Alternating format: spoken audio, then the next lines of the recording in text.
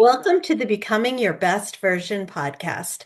I am your host, Maria Leonard Olson. I'm a civil litigation attorney in Washington, D.C., a podcaster, a TEDx speaker, um, an author, journalist, and mentor to women in recovery. If you would hit the like button on my TEDx talks and consider reviewing my book, I would greatly appreciate it. And since you're listening to this podcast, most of all, if you would review and subscribe to the podcast wherever you're listening, it's available on many platforms. You can learn more about me at marialeonardolson.com. I started this podcast 6 years ago because my work in the realm of women in midlife brought me into contact with inspiring women who have inspired me and I think will inspire you. So today, joining us from Spain is Sarah Dawkins. She's a leading authority in natural self-healing, bringing 20 years of clinical expertise as a registered nurse to her transformative work. Having personally navigated and healed from decades of health challenges, Sarah uniquely combines her medical background with a profound understanding of mindset, beliefs, and holistic coaching. She specializes in guiding midlife professional women from the depths of burnout, overwhelm, and chronic conditions like autoimmune issues, fatigue, and pain to renewed vitality. Known for facilitating rapid and profound transformations, Sarah's approach is rooted in compassionate conversations and evidence based strategies. As the author of an Amazon #1 book called Heal Yourself and the award winning host of the Mind Body Medicine for Self Healers podcast, she is a trusted voice empowering women to heal their minds, bodies, and souls. Her unique blend of medical insight, holistic wisdom provides a credible, empathetic, and results driven path for those ready to reclaim their health, energy, and purpose. You can learn more at sarahdawkins.com. She's on all the social media, and all of this is in the show notes. Welcome, Sarah.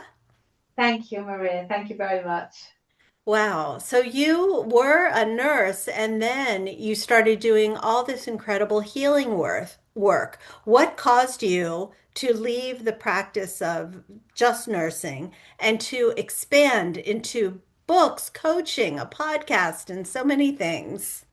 Oh gosh, it was over a period of years. So first and foremost was one of my nurse colleagues challenged my beliefs around health and healing. And my mum was a nurse, so I was all about doctors and medicines and diagnoses. So obviously that sent me away thinking, well, what else is there?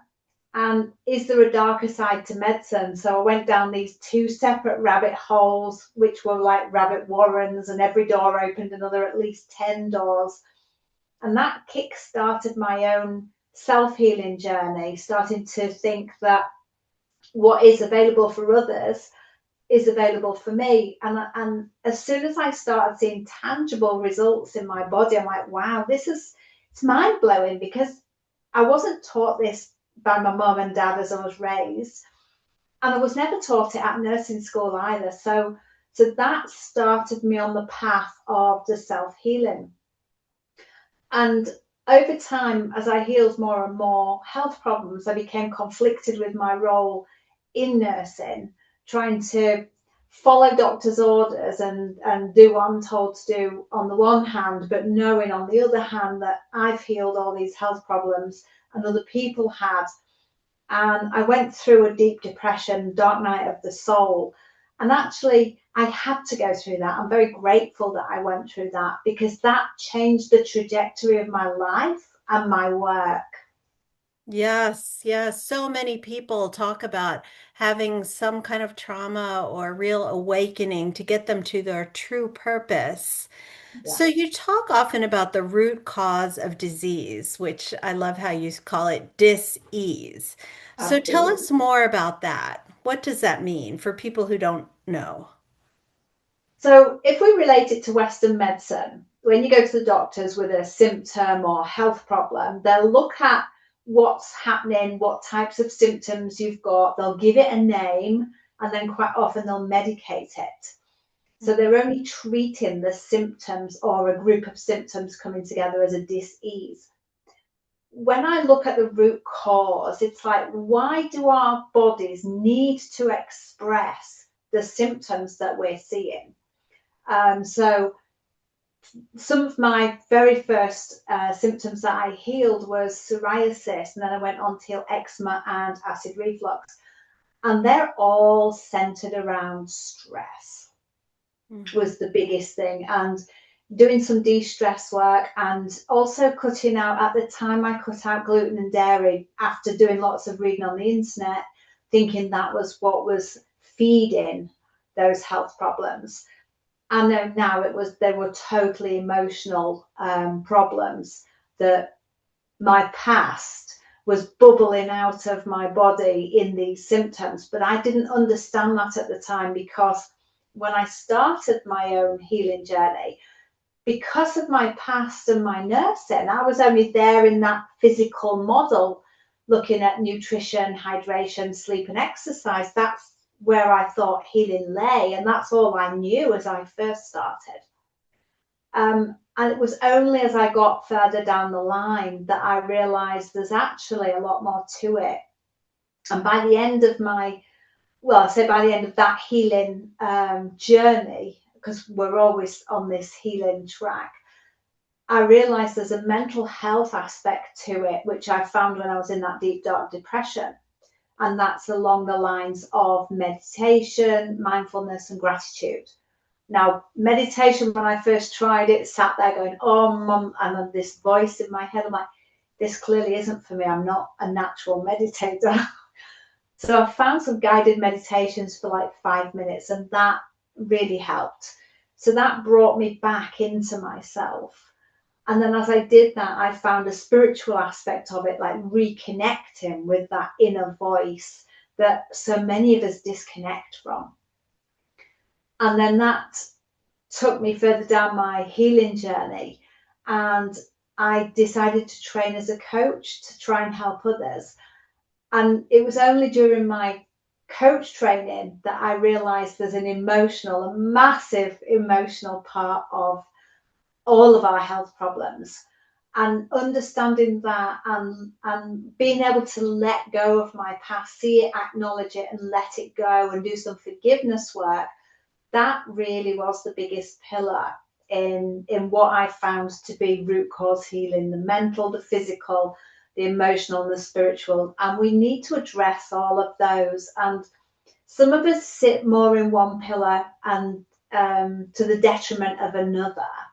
Some of us are only aware of one or two pillars, but we need to address all four. And the root cause healing comes from something missing in one of those pillars. Yes, I completely agree. And I'm so grateful that you took on doing your work in so many outlets, like really getting the word out there. And your book has been translated into multiple languages. It's really amazing. What encouraged you or led you to write a book about your findings and your work? Um, well, first of all, when I was in that dark space, a friend of mine said, you'll write a book and it'll do well. And I'm like, why would I write a book? And what would it even be about? I'm just trying to get through every day at the minute. Writing a book isn't even in my consciousness. And as I started to come out of that dark depression, I wanted to help people who, like the former me up to the age of 41, only knew doctors and medicines and hospitals, and didn't know about anything else outside of that lens that they saw their lives through. So I thought, if I write about everything that I've gone through and all the chronic health problems that I've healed, it'll help people like the old version of me who don't know that it's even possible. It's not, they don't even know that they don't know, it's not even in their awareness. So I started writing my own story. And then that ever present voice was like, well, who are you? You're not an author. I'm like, yeah, no, you're right. Who am I? And I'm not an author. And I closed it on my laptop and it stayed there for 5 years because Wow. that voice was like, who are you? I'm like, I don't know who I am actually. But one day I just woke up and there was like words in my head, you've got to write this book. You've got to invite other people to share their healing. And I reached out on social media and lots of people came forward, but I had a deadline date to finish it, to enter it for a Hay House competition. And in the end, 74 people managed to share their stories of healing, not just the things that I've healed, but things like ALS and cancer and multiple sclerosis and Lyme and endometriosis, and stroke, and so many autoimmune, lots of autoimmune. All these people were healing all these diseases. And of course, the more I'm reading, I'm thinking, wow, I'm so far down my journey and I've learned so much. But oh my gosh, look at what they've healed. And it's just like this massive trajectory of so much more knowledge. Yeah, I think that your book has done so well because it relates real people's stories. Yeah, yeah, Yeah, and so I very much agree in a multidisciplinary approach to healing. It's changed my life, and I too went through debilitating depression, and it wasn't any one thing that got me out of it. It was therapy, it was yoga, meditation, exercise, journaling, somatic healing. It all worked in some way. I can't point to any one thing that was the thing to help me out of the hole. It just felt like I was navigating through molasses that was so yeah, heavy. And yes, so you also offer individual coaching, which is so helpful because sometimes you just feel so helpless when you're stuck in debilitating diseases. And you offer a free initial evaluation session, which is so nice, to help people see if there's a good fit and what types of things you can help them with. So I don't know how you have time to be an author, do coaching, podcasting, and everything that you do, but you definitely make it work. and I feel it's like it's my dharma. I feel I'm here and I had to go through what I've been through to be able to help others to see that there is hope. Things Healing is possible. There is a light at the end of the tunnel. They can move forwards in their life. Yeah, there's definitely a psychosomatic connection to healing. If you think it's hopeless, then I believe it probably is hopeless for you. But there are all kinds of miraculous stories. Would you like to share one of the stories, maybe in your book, that of someone who healed in a holistic way? Yes, one of the guys who healed ALS, or motor neuron as we call it in the UK, when he first got his diagnosis, he firmly believed that he could heal this, and his wife was on board supporting him. And he said, if any of my friends say you can't heal this, he said, I'm just going to put them at arm's length. I don't want that negativity around me. Mhm. And he did all sorts of different practices. And the one that stands out to me is really simple. He said because his swallowing had become incredibly weak, he drank fizzy water to help tone his throat up. And I forget everything he did because he went through and did lots of different things. I think there was hyperbarics. Um, and honestly, there's so many I can't remember. I'm sorry, but the crux of it is that him and his wife set up a website for other people with ALS to help them to also see that they can heal themselves. And yet, if we think about ALS, we think, well, that's a death sentence. But actually, it's not. And I've got another lady healed it, and she used energy and sound healing, but she also did the same. Anybody that was negative, she just pushed them to the sidelines in her life because and you kind of said half of a quote that really got me through my dark times, and it's if you believe you can and you believe you can't, you're right, by Henry Ford. And Yes. that really kept me moving forwards. Along with if you always do what you've always done, you'll always get what you've always got.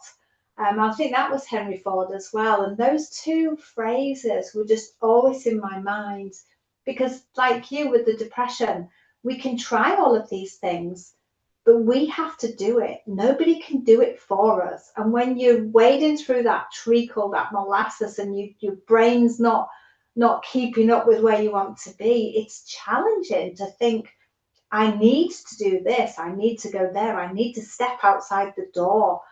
And your body's going, no, I don't want to, and your brain's going, but I need to, it'll really help me. And you're like, and nobody can do that for us. We have to do it ourselves.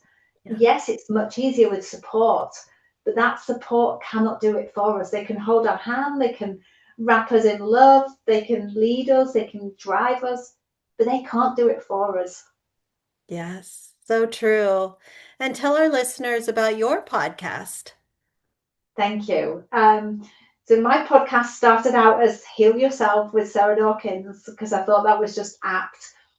And I shared a regular everyday person healing whatever they'd healed, talking about how they'd healed it themselves to share with my audience, give them hope and show that it's possible. And on alternate weeks, I did a wellness, talked about all sorts of different things in the health, healing, wellness space. But last summer, I had so many people reach out to me with health problems that they'd healed that I started putting on a healer every week. And then in January this year, I rebranded it to, it's now called Mind Body Medicine for Self Healers, because as you know, our minds, bodies, souls are all connected. We are whole, not just the individual parts. And I'm still sharing people, everyday people who've healed a diagnosis, talking to them about, how they got their diagnosis, what happened, and how they've healed themselves. Some of them have started in the medical model and then said, no, this isn't working, and stepped away from it and gone on their own healing journey. Others have just gone straight into holistic healing. But they're all sharing, they've all healed. Yeah. So, did you get any pushback from your former colleagues who are deeply entrenched in the medical model? Massive. I was laughed at, made fun of, and there's jokes around, and and some of my family too. Mm. But it's what it is. I've stepped outside of my regular family's beliefs because they're still all in that medical model. If you've got a symptom, you still go to a doctor and get a pill. I'm like, no, if you've got a symptom, you dig in and ask your body what's going on and what's the root cause of it. So, my family didn't understand. They still don't understand me. But that's okay because we're all on our own journeys. So, yes, I got some kickback. Yeah, I bet. So, do you also believe in the connection between certain foods that are like super healthy and may decrease inflammation, for instance?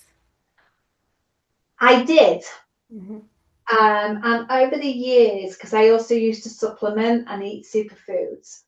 And last year, I interviewed Sally K. Norton, who wrote Toxic Superfoods Oh, book. Very interesting lady.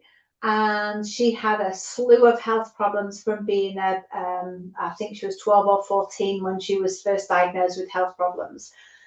And she wrote in her book about research that's been known since the 1840s. So it's not new information. It's been out there a long time. There's medical papers written on it.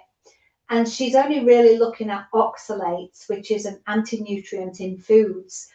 And things like spinach and apricots and, almonds and beetroots, or beets as they're called in America, are all incredibly high in oxalates. And I live in Spain. We have almonds. We have almond trees. I used to eat them straight from the tree, fresh and raw. Um, so yes, I used to believe in that until I found Sally, and then I followed her and found some of the health problems. And a lot of things that we class as, I'm going to say air quotes, old age, in the symptoms that we get from old age, are also symptoms of oxalate toxicity. So, wow. so yes and no to that question. Yeah. So is it, do you advise people to do simply have a balanced diet instead? Yes, yes, more or less. I was a vegetarian. Before that, I didn't eat gluten and dairy, and I did an elimination diet and cut things out. And then I became vegetarian and I got really sick, and even though I was supplementing, and then I became carnivore, and now I do a low keto. And I've lost weight, I've gained the muscle back that I lost as a vegetarian. So I've seen life through different lenses with regards to nutrition. But I advocate eating whole foods, cooking from scratch, and make everything yourself over using like seed oils and lots of sugar or sugar substitutes, and just make your own food with real, single ingredient foods. Yeah, that makes sense. That makes sense.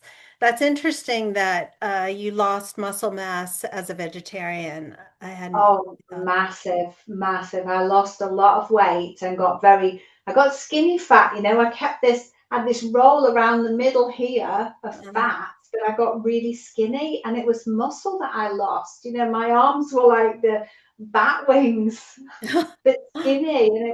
And I look back at photos, and because I was doing celery juice as well, and there's a compound in celery called furanocoumarin, and it causes skin reactivity to the sun. It makes your skin very sensitive, which has given me lots of brown marks on my face because Wow. of the sensitivity to the sun. Huh. Figs also do it, and citrus fruits, and I think parsley is the other one. So Wow. it's just about being aware what's in food, because all plants have anti-nutrients. Mm. So it's just a case of really understanding what you're eating. Wow. Interesting. I'm sort of a latecomer to somatic healing, and I know that's something that you advocate for. Tell our listeners what it means to you and how you use it in your life and in your work. Somatic healing is really about coming back into yourself, into the body, and it's basically a touch. And I'm a big lover of the Havening technique, so it's giving yourself a hug, but just stroking your arms. And what it does is it calms your nervous system. You can also, I mean, I love my hair being played with, just being stroked and played with. And that's also part of the Havening technique. The head, but also the face, just touching the face. And you can just rub your hands side to side like this. All of those are just so calming. You can do breath work as well, just slow your breath down, and try and make your exhale longer than your inhale, but with each breath try and make it slower and slower and slower, and in doing so you really calm your heart rate down, calm your nervous system down. And it's also a great way to come back into the present moment, because we're so often out in the future. Oh, did I get the meat out to defrost for dinner, and did I pack whatever or do whatever job in the past? And we're either in the future or the past. We're very rarely in this moment, right here, right now. And that's all we've got. We've only ever got these moments in this now moment. So true. And how has somatic healing helped you? Oh, hugely, hugely, because it brings me back into myself. Because as a child, I learned to disconnect, dissociate. So my mind would go off and wander and leave my body. So now when I'm doing somatic therapy, my mind comes back into my body, and it's just a case of, what are you feeling? What's going on? You're safe, you're loved, and it's a I do a reparenting of my inner child at the same time as being in this moment, because it's when we're feeling that stress and anxiety, quite often it's trying to control that external world, and it's our inner child that's feeling it. So, when we come back and we're like, I love you, and you're safe, and you're loved, and you're absolutely okay, and everything's going to be great. And really just feel into that. Yes, I love that. That has helped me as well. So would you like our listeners to know about you that we haven't covered or your work? I can share something that I haven't really shared. I Okay. mentioned once in a post, but I didn't really put the full details. That as I was healing that depression, a friend of mine at work asked me to go dancing as a therapeutic therapy. I'm like, well, I don't know. I did dancing like ballet and tap when I was 5, 6, 7, like, and it was burlesque. And I'm like, I just don't know. I'm just can't think about taking my clothes off in front of people. But crazy, isn't it? And do you know what? I absolutely loved it because for the majority of the time we were in the studio and it was a close knit family of women from 17 to 75, I think the eldest was, from anorexic to morbidly obese. And everybody came with their own emotional baggage and problems, but they supported each other. And that's what I got from it was real womanly, mothering, divine feminine support. The dancing was great because it's movement, and when we move our body, we're freeing that emotion as well. But it was that real feminine support that really helped me more than I ever knew that was possible. I love that. I love that. I'm all about trying new things, experimenting and expanding our comfort zones to learn more about ourselves and the world. So, brava. That's wonderful. And the So, I dressing up was great as well. yes, yes, yes. So, Sarah, I ask all of my guests the following question. What do you do to become your best version? I learnt who I was authentically because I didn't know who I was until I went through my own healing. I'd become a version of me to fit in with the groups of people that I mixed with. So everybody saw a different version of me. So to become me, I had to find out who I was authentically and let go of being who I felt I needed to be to fit into all these different groups. So I would say to anybody, come back home and be yourself.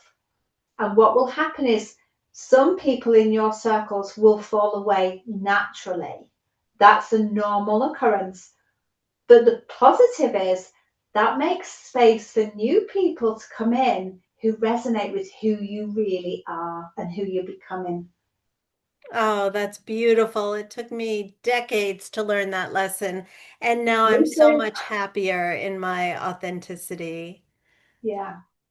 So I encourage you all to take a look at sarahdawkins.com. There are links in the show notes as well as on her homepage to all her social media. Check out her podcast to learn new ways of healing. Consider coaching with Sarah, who will do it remotely, even though she's in Spain. So, and you get to hear her lovely British accent. So, thank you, Sarah, so much. Thank you, Maria, and thank you to your audience for listening.